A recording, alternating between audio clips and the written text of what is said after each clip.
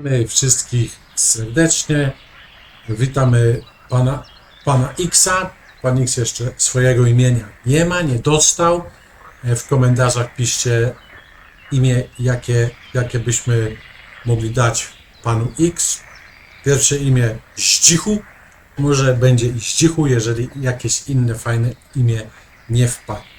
Dzisiaj chciałem wam troszkę powiedzieć o konserwacji ryb. Czy ryby się konserwują? Czy ryby się konserwują? Oczywiście, że ryby się nie konserwują. My konserwujemy ryby. Co na to pan X by powiedział? No, mrozić, no. Mrożenia. Nie zawsze są warunki do mrożenia ryb, dlatego chciałem wam dzisiaj przybliżyć temat suszenia ryb. Suszenie ryb co ma na celu suszenie ryb? No słuchajcie, suszenie ryb praktycznie nie narusza struktury mięsa, tak jak na przykład mrożenie. Ale powiemy o mrożeniu, będziemy mówili kiedy indziej. Dzisiaj powiem wam o suszeniu ryb. Bardzo popularne suszenie ryb w różnych częściach świata, szczególnie Norwegia i tamte strony. Bardzo popularny suszony dorsz. Suszony dorsz, clipfish i stockfish. Czym się różni clipfish od stockfisha? Kiedyś clipfishe, czyli suszone dorsze, to są suszone tusze dorsze. Łapie się świeże dorsze. No, jakby można było łapać nieświeże dorsze, no nie? No, w każdym komary. W każdym bądź razie sprawia się dorsze, obcina się głowę, przecina się go wzdłuż i powstają takie dwa filety połączone ze sobą ogonem. I jeszcze przezornie to jest zawiązywane jakimś sznurkiem, jakąś nicią i po prostu na takich sztokach, to są takie wieszaki, ja wam tutaj gdzieś wrzucę zdjęcie na pewno, jak to wisi wszystko i są suszone w niskich temperaturach. Chodzi, że od 0 stopni może być temperatura 0 stopni, może być 5 stopni, może być 10, to zależy, jak długo się suszy, to zależy od warunków środowiskowych, bo on jest po prostu suszony na zewnątrz, a nie w suszarni, czyli deszcze padają i słońce świeci, wieje wiatr i tak są te dorsze suszone. Czym się różni clipfish od stockfisha? Mówili zawsze, że clipfish to jest ryba suszona na skale, czyli tak jak złowili tam Norwegowie, łowili te dorsze, po prostu je przecinali i rozkładali, te tuszki rozkładali po prostu na skałach i w ten sposób te ryby się suszyły. A stockfishe suszyli właśnie na takich wieszakach z drewna. Tutaj wam wrzucę, żeby to było. I czym jeszcze się różniło clipfishe, czyli te jedne z nich, dajmy na to, że to jest, jedne były solone, czyli clipfishe były solone, tak? Były nacierane solą albo były moczone w solankach i wtedy dopiero one były suszone przez na przykład 3 miesiące na zewnątrz, później po 3 miesiącach trafiają, bo cały czas one cały czas są jeszcze w użytku. Możecie kupić masę suszonych ryb. O tym wam zaraz opowiem, ale mówię wam o clipfishu i stockfishu, czyli mamy clipfish solony, stockfish niesolony, to są dorsze, tak? Przeważnie to są dorsze, można też dorszopodobne ryby tak samo obrabiać, tak samo suszyć. Słuchajcie, wiecie jakie są składniki mięsa ryb? Są omega-3, są minerały, są witaminy, jest wszystko co potrzebne człowiekowi do życia, cały ADAK witamin tam macie w rybach, macie B12, macie kolagen i inne takie rzeczy. Wiadomo, że ryba to jest taki, dajmy na to, superfood W każdym bądź razie, co daje takie suszenie? Ryba po prostu traci z 80% wody ze swojego organizmu, tak? Ten filet wysycha, mięso się, wszystko co w mięsie zostaje. Nie poddane to jest jakimś obróbkom termicznym, czyli nie zabijamy, nie zmieniamy struktury tych minerałów czy białek rybiego mięsa. Ono jest samoistnie, ono się suszy, tak jakby sezonowało się drewno. Zachowuje wszystkie wszystkie swoje właściwości, tak? Spożywcze, wartości spożywcze. No, solone ryby, wiadomo, że sól wyciąga wodę, sól nadaje też chrupkość tym suszonym rybom. W każdym bądź razie jedno co trzeba wiedzieć, że suszoną rybę która była solona, w tym wypadku clipfishe, trzeba niestety namoczyć i tam co ileś godzin zmienić wodę, zmieniać wodę, namaczać, żeby po prostu większość tej soli wymoczyć, bo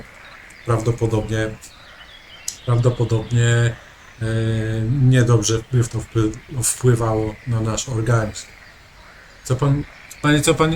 Pani X mówi o na nerki jest niedobra jest sól na nerki. Co? A no oczywiście do piwka, ale to suszone ryby na Ukrainie, ale do tego dojdziemy zaraz. Także już wiecie, w Norwegii, nie tylko w Norwegii, ale na całym świecie suszy się dosłownie ryby na całym świecie. Ja nie myślałem, w Polsce pamiętajcie, stockfishe i clipfishe występowały również na naszym Morzu Bałtyckim.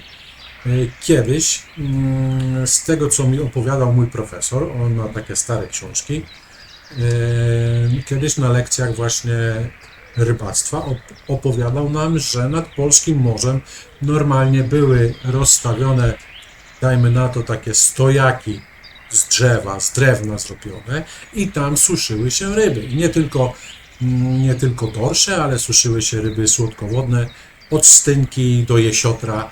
Takie ryby, bo jesiotry kiedyś w Polsce normalnie występowały w rzekach, w Wiśle występowały jesiotry i to nikogo nie dziwiło. Łowiło się jesiotra, filetowało się mięso, się soliło. Tłustej ryby, na przykład właśnie jak taki jesiotr, mięso powinno leżeć w solance jakiś czas i dopiero później być suszone, tak? Bo ma wysoką zawartość tłuszczu, a jak wiecie,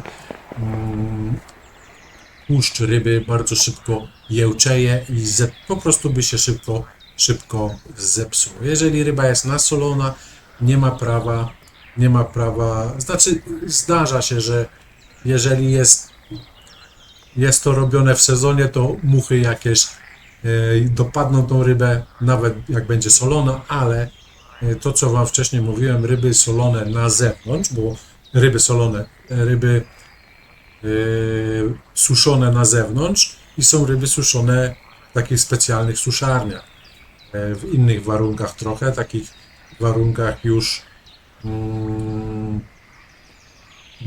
może w warunkach stałych. A te norweskie śledzie też zresztą można suszyć. Norweskie rybki, clipfishe, stockfishe po prostu one są suszone w atmosferycznych warunkach, takie jakie obecnie panują i to się przeważnie zaczyna późną jesienią, gdzie już jakichś muchów nie ma. Także i tak jak Wam mówiłem, że w Polsce też suszono rybę. Dzisiaj też do dzisiaj się suszy, są jakieś tam suszarnie ryb, z tego co wiem. Nie byłem w takiej suszarni, nie mylcie suszarni z wędzarnią, my mówimy o rybach suszonych. Co pan by zjadł? Wędzonego jesiotra. No kiedyś wędziłem kiedyś jesiotry, pstrągi, karpie, to Wam jeszcze opowiem, ale to w innym odcinku. Dzisiaj mówimy o rybach suszonych. Co by Wam jeszcze powiedzieć? Tak z naszych sąsiadów bardzo takim znanym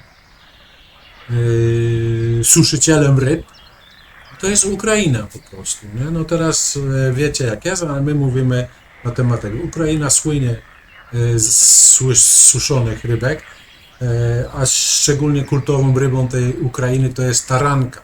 To jest płoć kaspijska, która potrafi żyć w słonej, słonawej wodzie w Morzu Kaspijskim, w Morzu Czarnym i to jest bardzo popularna ryba właśnie do suszenia. Ona była nasolona, wysuszona i bardzo, bardzo popularna jest na Ukrainie. Teraz ogólnie taranką nazywa się ogólnie wszystkie ryby takie suszone. Na przykład jeżeli macie stynki suszone, to też będzie pod nazwą taranka. To tak jakby taka jest to nie jest typowa nazwa. Jak to wam wytłumaczyć? To jest nazwa wszystkich suszonych ryb, jakie sprzedaje się na przykład na Ukrainie. Ktoś powie, że taranka, no to wszyscy wiedzą, że to jest ryba suszona. Niekoniecznie właśnie ta płoć, nie? Ta płoć kaspijska. No, można suszyć sandacze, szczupaki, okonie suszą, stynki, jesiotry. Większość gatunków ryb prawdopodobnie można suszyć, oprócz tych niejadalnych to lepiej nie suszyć. W każdym bądź razie witaminy, tak jak wam mówiłem, nawet jest witamina C. No i oczywiście teraz mówią, że plastik, mikroplastik też. Ja wam opowiem teraz taki numer dotyczący plastiku. Jak poszukacie sobie na moim kanale Białas w Indonezji, możecie sobie zobaczyć, jak gdzieś tam wracaliśmy z nadmorza i była taka suszarnia ryb. I tam się ryby suszyło na takie, wiecie, małe rybki morskie. Bez solenia normalnie suszyło się na siatkach. Siatki rozłożone w przewiewnym miejscu i tam te małe rybki po prostu się wyrzucają na te siatki i je suszą. Ja tam pojechałem, przejeżdżałem, mówię, zrobię wam filmik, wyszedłem i zacząłem sobie tam nagrywać kamerować te sita z tymi rybkami. Pan X był ze mną, on może poświadczyć, co pan by na to powiedział. No, takie rybki by pan nie zjadł. No, to prawda, takie rybki pan X mówi, żeby nie zjadł. Wiecie, kiedyś to się sortowało na przykład ryby gatunkami i wielkością, nie? Tam jest na przykład gatunek taki tam, albo robiło się miks i się to sprzedawało, a teraz przyszły takie czasy, że rybacy, którzy poławiają właśnie tamte małe rybki, sortują ryby od plastiku. Byście normalnie nie uwierzyli. Na każdym tym sicie, co było rozłożone i tam te ryby były, po prostu były różnego rodzaju kształtów i wielkości kawałki plastiku, różnego koloru. To było do wszystkiego, do czego używa się plastik. Tam między tymi rybami ten plastik był. Nie wiem, na jakiej zasadzie czy oni to wzrokowo wszystko przebierali, bo jeżeli tak na przykład suszyli na tym sicie i ze sita zgarnęli do torby, to na pewno tego plastiku tam była masa. Ja jak tam byłem, to taką jedną wysortowałem. Tak specjalnie tak sobie sortowałem i odrzucałem ten plastik, to taką garść tego plastiku w przeciągu dosłownie 10 minut to taką, wiecie, dwugarść plastiku różnego rodzaju i kalibru po prostu wyrzuciłem i pod tymi sitami oczywiście tego plastiku była masa. Także dzisiejsze czasy zmuszają nas do tego, żeby wybierać między gorszymi, bo lepszych na pewno nie ma, bo nie ma farm ekologicznych. Mówią, że są farmy ekologiczne, co ja oczywiście nie wierzę. Ryby hodować ekologicznie w dzisiejszych czasach to jest prawie niemożliwe. To jest tak jak powiedzieć, że ludzie nie używają tabletek przeciwbólowych. Tak samo jest z rybami. Żyją ekologicznie. No, nie żyją niestety ekologicznie. Co Wam jeszcze powiedzieć? O tarance Wam powiedziałem, o tych clipfishach Wam powiedziałem. Co byście jeszcze mogli wiedzieć? W każdym bądź razie tradycja sięga setek lat, od dinozaurów. Oczywiście żartuję, nie od dinozaurów, tylko od czasów jak człowiek był na ziemi, czyli po dinozaurach, polietezaurusach, jak człowiek pojawił się na ziemi, to od tego czasu zaczął po prostu zanieczyszczać tą planetę, co robimy do dnia dzisiejszego i teraz przez tyle tysięcy lat mamy wybór, wybierać między plastikiem a rybą suszoną. No i oczywiście jeszcze powiem Wam, że te norweskie clipfishe i stockfishe znalazły zastosowanie w bardzo profesjonalnych na przykład kuchniach portugalskich, w sumie na całym świecie. No i osiągają dosyć wysokie ceny za jakieś tam dania. Ja już teraz tam nie pamiętam, jakie to były dania. Te nazwy portugalskich dań to i tak ciężko, żeby zapamiętać. Ta płotka kaspijska, jeszcze powiem Wam, płoć kaspijska, słonawowodna, należy do gatunków słonawowodnych ryb. No to tak jak nasza płotka, wygląda tak jak nasza płotka, praktycznie ma tylko parę cech, troszkę inszych, ale czerwone oko, czerwone płetwy, wybarwienie jest może troszkę bardziej taka garbata, do 35 cm dorośnie, 45 max mówią i do kilograma, chociaż zdarzają się też 2-kilogramowe, to wiecie, te 2-kilogramowe to już są okazy. No, także myślę, że no i inną nazwą, tak jakbyście chcieli ją szukać, to nazwa to jest wobla, tak się nazywa. Także myślę, że troszeczkę Wam opowiedziałem o tym. Cechy i zalety, jak to podsumować? Podsumowuję to tak. Suszone mięso zmienia lekko swoją konsystencję, ale wszystko treściwe, co w tym mięsie było, znaczy chodzi o minerały, witaminy, oczywiście też niektóre witaminy ulegają niestety degradacji po wysuszeniu. W każdym bądź razie większość tego mięsa, tej wartości tego mięsa zostaje, jest ono dobrze przyswajalne, należy je odsolić, a niektóre małe rybki jak stynki działają sobie tak. Tylko pamiętajcie, że trzeba uważać na sól. Myślę, że troszeczkę Wam przybliżyłem tego tematu. W następnych odcinkach zajmiemy się inną obróbką ryb, mrożeniem, na czym polega na przykład głębokie mrożenie, na czym polega zwykłe mrożenie, przysypywanie, przymrażanie, zamrażanie, jak odmraża się ryby.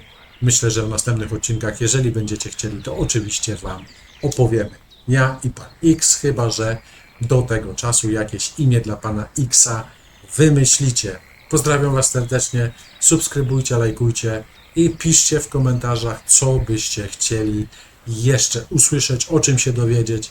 Ja dysponuję wiedzą ze starych książek, to były książki jeszcze przedwojenne i krótko powojenne, bo w czasach II wojny światowej i krótko po II wojnie światowej niestety książek nie było, a szkoła rybacka powstała, szkoły rybackie po wojnie powstawały bardzo wcześnie, tak jak moje technikum, i trzeba